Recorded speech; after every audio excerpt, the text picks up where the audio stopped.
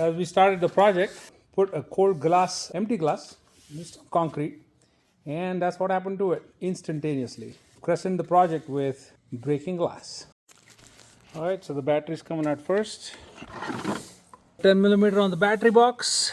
So just get that out.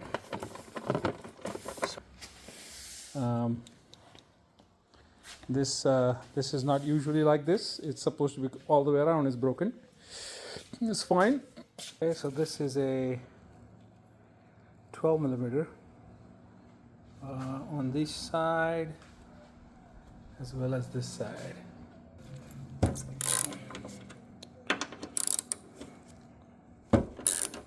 Okay.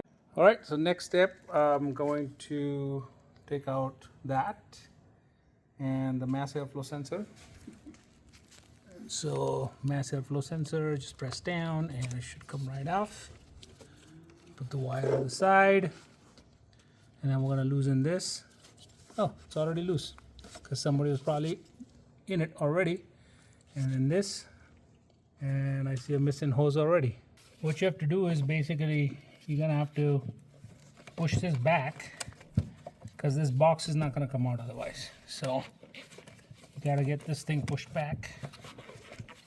Just has a lip here, and then this box just lifts out right here. Air hose is in here. Let's get this off like that. Get this off right here, and now we should be able to get this off. So these are number 10.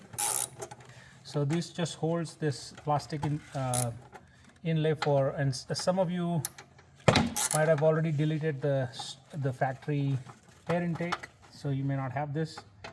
But those of you who have still a stock setup, you'll probably still have this.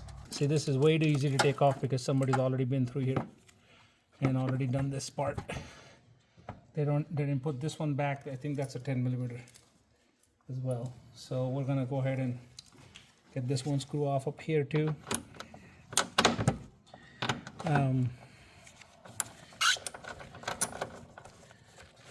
So there comes that one, and this should just come right off now. Fairly simple. I'm actually happy to see this. That is dirty. That means nobody's messed with that. One of the common failures in this car on the radiator is this junction right here where the reservoir comes into the top of the radiator, and usually that cracks, just age and temperature cycles. And when that cracks, basically you have to replace the radiator, and that's a whole different story how to get to the radiator, and we'll hopefully get to that if we need to. Okay, so what we're going to do now is we're going to take the wires to the coils out. And I know that these are probably laid in a way that I won't have a problem with, but I'm just going to mark them. So this is 1, this is 2, and this is 3, and this is 4. That way when they go back, we actually know which one went to what.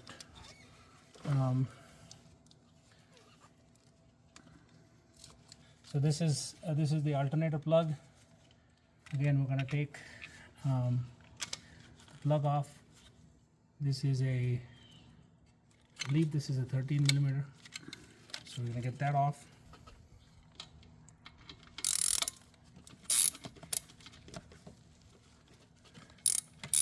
I mean, it's pretty clear to me that somebody has already attempted to get in here, just because everything is kind of loose, nothing's tightened out, and let's just hope that they didn't do too much damage. Again, I'm putting the bolt back, the nut back on, just so it stays where it's supposed to be. I just need a hand here. My crew's coming in. Might hear some kiddos.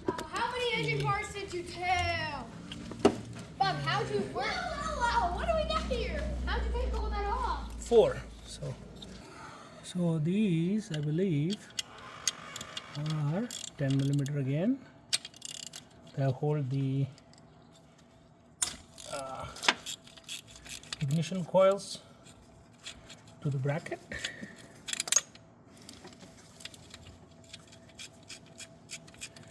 They are individual ignition coils on this bracket, 4 of them.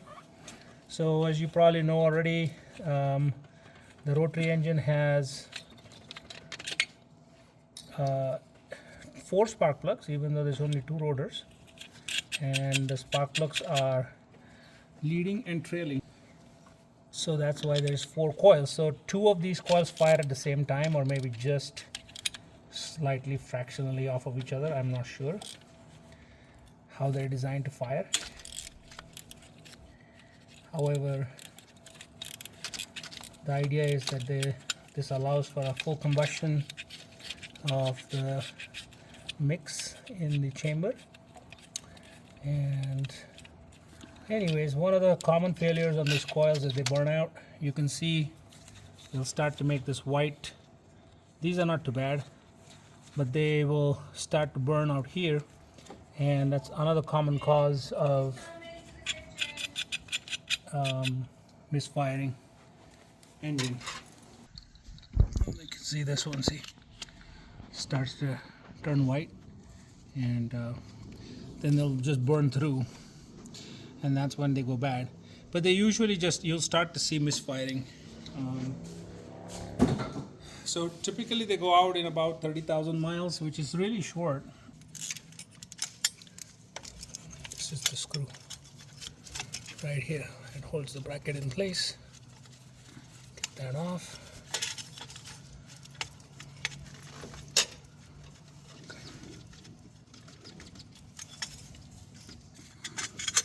And that bracket comes out. Next, we will disconnect the starter motor wires.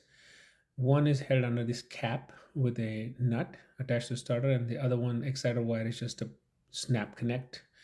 Carefully take those off, and then we will go up top and start to take out this wire. This came from the starter motor.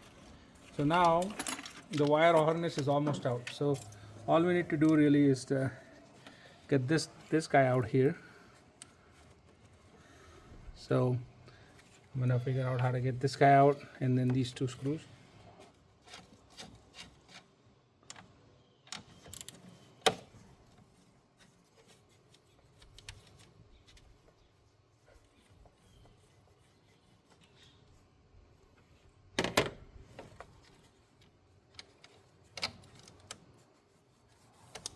So the one that's double tied with this goes on that side. One that's by itself goes on this side. Just so we can remember.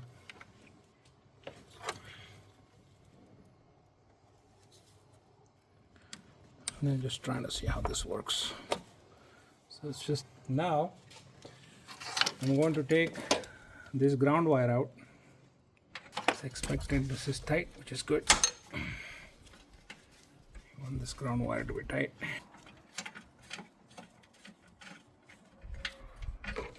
Put it back here so it's there.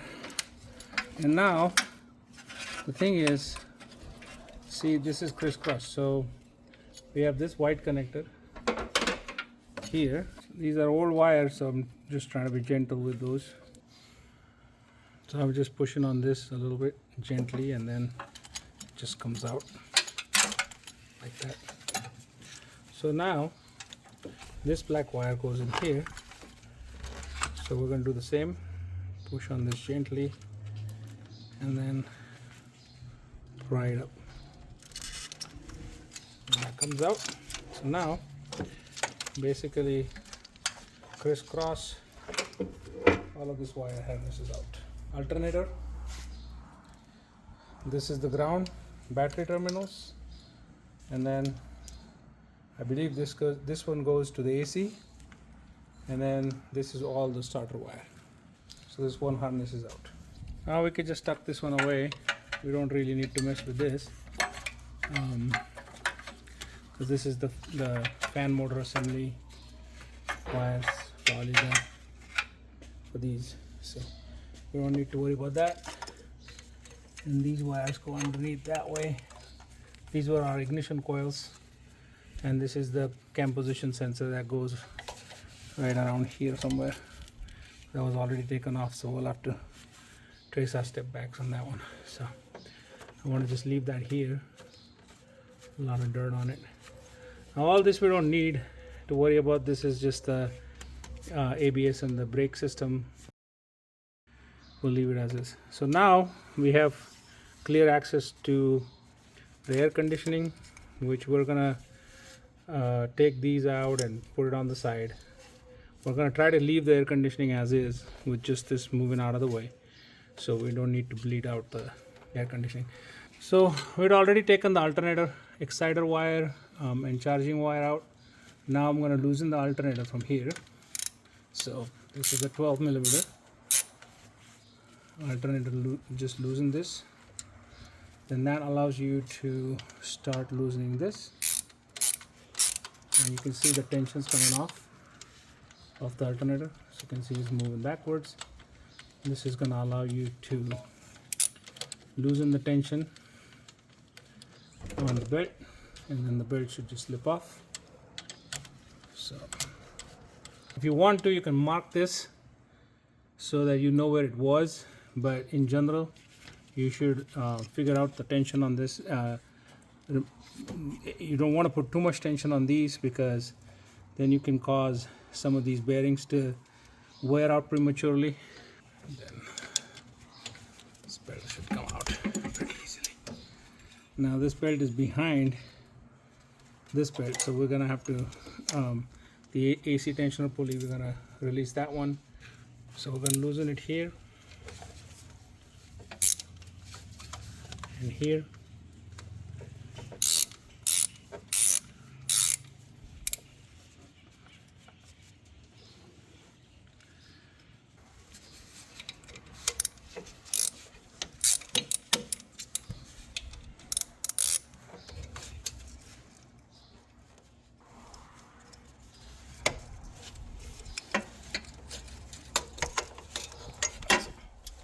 This should come right off.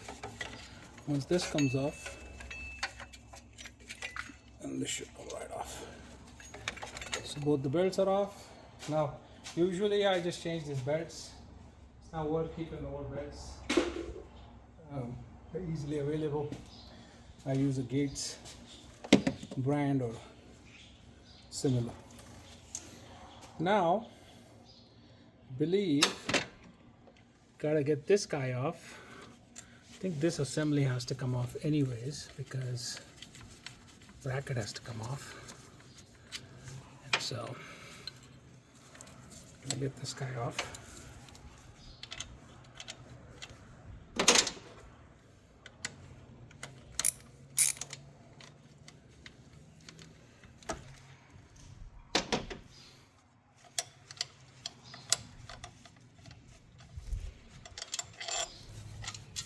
Okay, so this should be free floating now. Take this out by hand or not.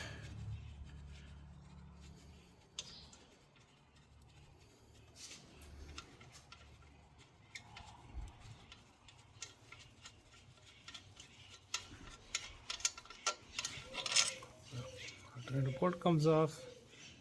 I want to take this bracket off. Before I do that, I might have to take the water pump pulley off. Okay, so I got into a bit of a pickle because I took the belts off, hadn't loosened the pulley out, and then if you try to loosen this now, there's no way to leverage this. So what I did was basically put this one into a tightening turn, and then use that to leverage against this one, because it can't go against that, and then open up the other one. And then just slowly loosen all three, and so I was able to just use 2 wrenches to get leverage against each other to loosen this. Is because I want to get to that board, which is the bracket for alternator, and that's right behind the the water pump pulley.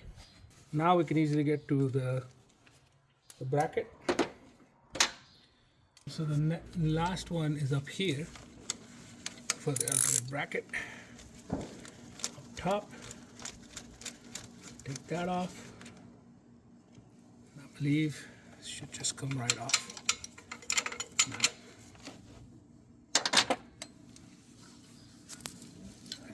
So this nut was up here, and so we'll try to leave it. There it was. And then this nut was on one of these guys, so I'll leave it at where it was. So now the alternator should lift right out of here.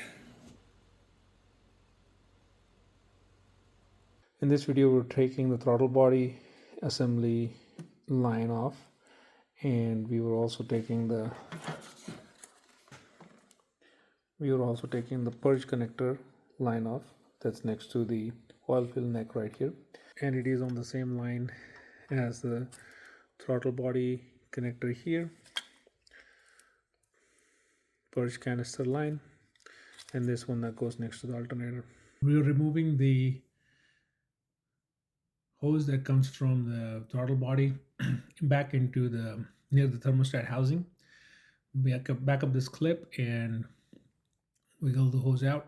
We will be reconditioning this hose before we put it back together when we reassemble the engine. I'm going to just leave the hose with the throttle body just so it's easier to identify where the hose goes. It's the top nozzle there under the thermostat housing. Now we're going to loosen the clamps for some of these other coolant hoses, and we are going to use channel locks to release the hose from the metal. With the heat and cold cycles, they tend to adhere to the metal tubes. Be careful not to crush the aluminum parts where the hoses clamp onto. So be gentle and take your time and slowly pull it apart and pull it back. So here we're taking the heater core hose came off, and now these are larger hoses that go to the radiator. We're going to replace the hoses that go to the radiator, but some of the coolant hoses that go to the heater core, we're going to leave the same because we're not sure yet whether anything will work. So you don't want to put too much investment in replacement parts before you can even figure out whether this thing's going to work. So if the hoses look like they're in okay shape, they're not bloated or swollen, then those hoses can be reused. Just because of the age of this car and how long it has been exposed to the elements, some of the hoses that are towards the front of the car to the radiator, I'm going to replace. And we'll see the new hoses going in. Again, I'm removing the clip to the coolant reservoir now. That's a hose that clips onto that ECU housing. Now that's off, those two bolts are exposed, and we're going to take the ECU housing cover off. And then once the cover is off, we can go in and get the ECU disconnected and removed. That will free up the main harness that goes into the ECU. So basically that controls all of the different sensors and functions of the engine from the ECU that's inside the box. Just removing the bolts and then going to take the cover off now. And there are a few other wires that are connected to the area near the cover that needs to be using a pry tool, remove that off of the cover. And once that's out of the way, this is the sensor for the coolant reservoir tank level, and another wire that's hooked on there for the barometric sensor. And now I'm going to take the cover off. and now we can see the ECU. That's also bolted down with 3 bolts. It's just easier to take the bolts off first and then move the ECU out of its position to get to the wires behind. Gives you a little bit more room to deal with the clamps that connect to the wires. Be extremely careful removing those connectors. You don't want to ruin any of the electrical connectors to the ECU, nor the wire terminals themselves. And the ECU in the front has a ventilation system that connects to some pretty chintzy hoses in the front. Again, when we reinstall it, we'll show you the details. But those 2 hoses that you see in the front, those plastic molded parts are essential to bring some clean air into the housing, so it keeps the ECU cool. And now I'm going to use a little screwdriver, flathead screwdriver, to push the pins down and back off the main connectors that connect to the ECU. To get the wire harness for the engine out, the computer sits right here, and so basically just took 3 mounting screws out and the 4 wire connectors out of there, and then we need to just unplug that one so it just lifts out of here like this, and then can't do it with one hand, but I'll try.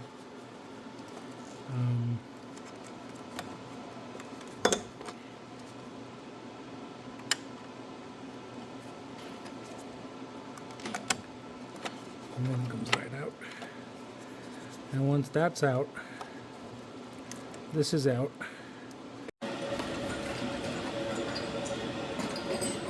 So these are kind of strapped in, kind of ratcheted edge. So I stuck the screwdriver in and opened the clip up. I'm not sure if this would clip back in. There were 2 one here and one here. So now we have a little bit more access to the wires.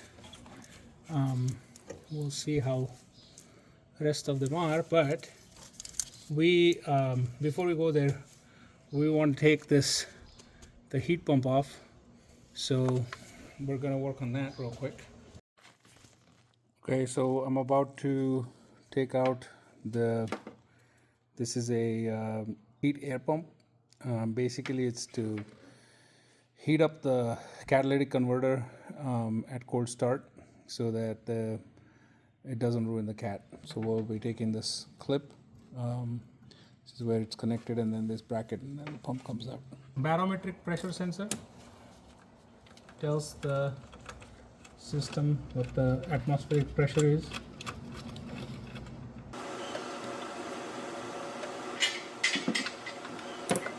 Two boards down here. I'm holding it all together down below. So instead of trying to get this connector off, which wasn't moving, I figured I would lift this out, and these were the 2 bolts that was holding this bracket down there, along with the ballast. So just to show you what I did, those were the 2 bolts that were holding this bracket right here, and this is the heater pump that blows hot air when you first start the engine. What we're after now is we're trying to get this upper intake manifold out. We now successfully got the wire harness basically unhooked. I have better access to the coolant pipes now. The next thing we need to go after is this ground here that's going in the upper intake. It's a 12, so we'll get that off.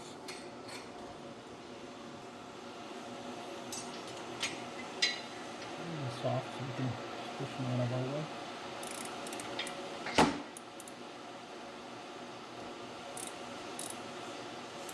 Here comes the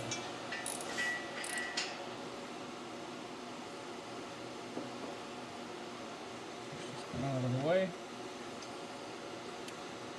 Put this board back in there.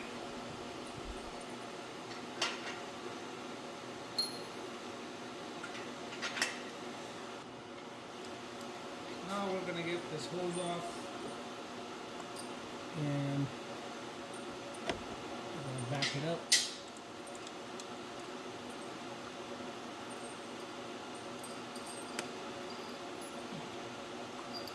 Turn it this way.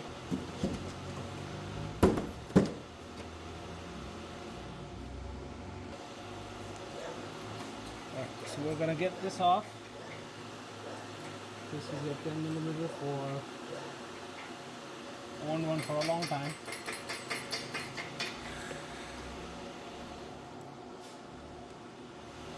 And then I believe these are also 10mm, but we need a long extension.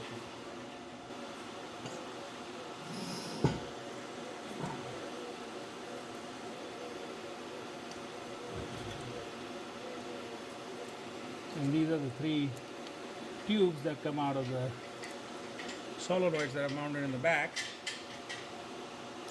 that run the valve here and the EG out there.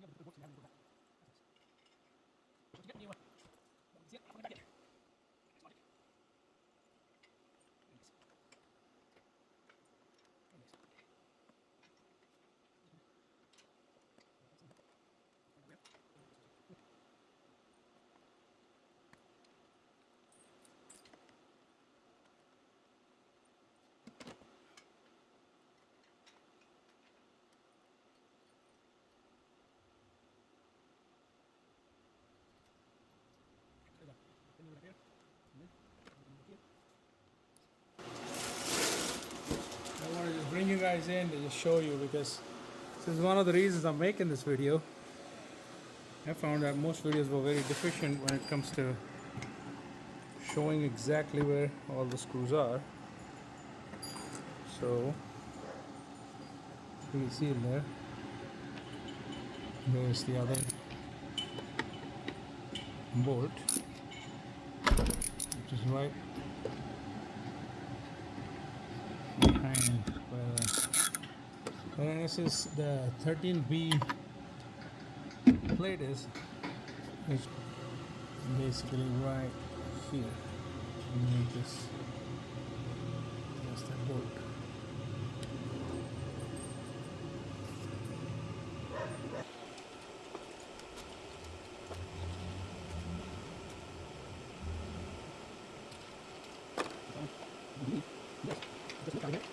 Except for a few hoses that I'm connected to.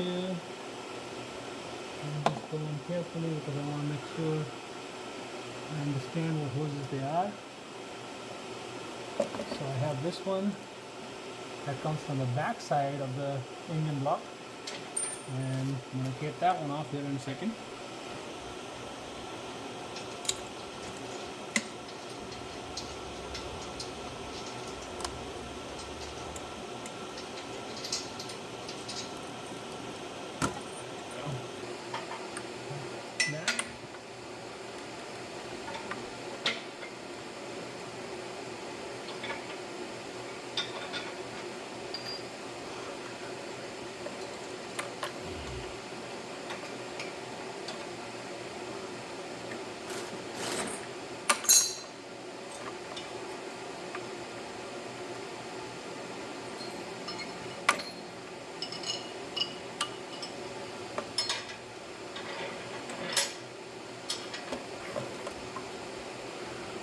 So I was able to finagle that out.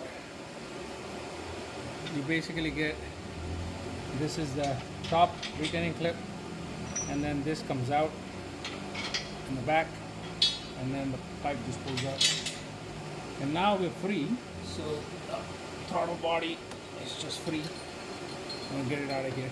Okay, so now this is starting to look like more of the, you can start to see a little bit of the engine. Still looks like a bit of a mess, but here's your first Big Daddy Spider wire cable. You can see somebody's been in here, taken off all the grounds. There was no way this car would have started, obviously not. So what I'm going to do next is just kind of slowly unhook all of the wire connections and try to get this harness out of here. I'm going to do my best to get everything that I can potentially booger up, get out of the way before we try to get the engine dismounted.